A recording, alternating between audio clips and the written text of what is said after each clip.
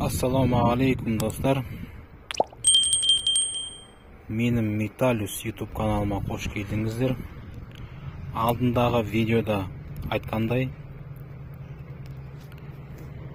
bugungi video mikroskema plata жайлы болады. Кішігірім мағлұмат береміз. Plata mikroskemaları жайлы. Қарап отырсаңыздар, мына жерде мынау мысалы радиотехниканың микросхемалары, платасы. Мыналар да сондай. Қарап отырсаңыздар.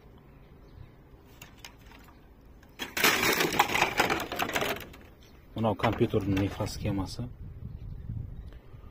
Бұны жалпы айтатын болсақ, микросхемалары жайлы, платалар жайлы, бұлардың арасында құнды, бағалы металдар болады. Мысалы, алтында болады арасында, палладий болады, күміс болады. Аны қарап отырсаңыздар, мысалы достар, мына 4 домалақ нәрсе, бұл күміс.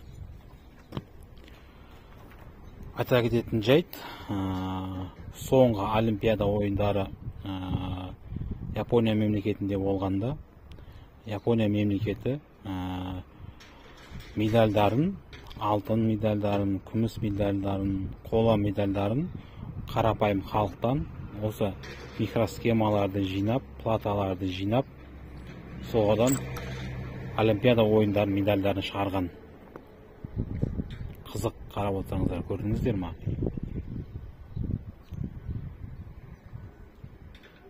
Келесі видеода осылар микросхемалардың арасынан шыққан құнды, бағалы металдарды көрсететін боламыз. Сол үшін арнаға тіркелуді ұмытпаңыздар, және де келесі видеоны жіберіп алыңыздар.